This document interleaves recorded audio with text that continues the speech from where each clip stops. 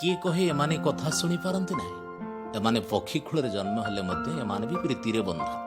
କଥା କହି ନ ପାରିଲେ ବି ଏମାନଙ୍କ ଭାବ ଭଙ୍ଗୀ ଆଉ ବ୍ୟବହାର ବୁଝେଇ ଦିଏ ଏମାନଙ୍କ ମନର ଭାଷାକୁ। ସାମାନ୍ୟ ଟିକେ ସ୍ନେହ ଆଦରରେ ଏମାନେ କିପରି ଧରା ଦିଅନ୍ତି, ଏ ହେଉଛି ତାର ନମୁନା। ଦର୍ଶକ ବନ୍ଧୁ, ଏ ଦୃଶ୍ୟ ହେଉଛି ରାଜଧାନୀ ଭୁବନେଶ୍ୱରର ବ୍ୟସ୍ତବହୁଳ ଏଜି ଛକରୁ ରାଜଭବନ ଆଡ଼କୁ ଗଲେ ଠିକ୍ ଭୁବନେଶ୍ୱର କ୍ଲବ ସମ୍ମୁଖରେ। ସକାଳୁ ସକାଳୁ ଯିବାବେଳେ ନଜର ପଡ଼ିଯାଏ ଏ ପାରାଦଳଙ୍କ ଉପରେ।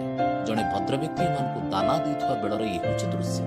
ରାସ୍ତା ଗଲା ଲୋକ କିଛି ସମୟ ପାଇଁ ଅଟକି ଯାଉଥିଲେ ଏ ମନୋରମ ଦୃଶ୍ୟ ଦେଖିବା ପରେ। ନିରୀହ ପାରାଗୁଡ଼ିକ ଦାନା ଦେଉଥିବା ବ୍ୟକ୍ତିଟି ହାତରୁ ଖୁବ୍ ଆନନ୍ଦରେ ଖାଦ୍ୟ ଖାଉଥିବାର ଦୃଶ୍ୟ ଥିଲା ବେଶ୍ ମନୋହର। ଦଳବଳ ଭାବରେ ଏକକାଳୀନ ଆକାଶକୁ ଉଡ଼ି ଯାଉଥିବା ଦୃଶ୍ୟ ସତରେ ଥିଲା ଖୁବ୍ ମନମୁଗ୍ଧକର। ସମୟ ଚକ୍ରରେ ମଣିଷ ଆଉ ପଶୁପକ୍ଷୀମାନଙ୍କ ମଧ୍ୟରେ ସମ୍ପର୍କ ଦିନକୁ ଦିନ କମି ଯାଉଥିବା ବେଳେ କିଛି ଏଭଳି ଦୃଶ୍ୟ ପୁଣି ମନେ ପକାଇ ଦେଉଛି ଆମ ଅତୀତର ସେହି ମଧୁର ସମ୍ପର୍କକୁ। ନିଶ୍ଚିତ ଭାବରେ ଏ ଦୃଶ୍ୟ ଆମ ସମସ୍ତଙ୍କ ପାଇଁ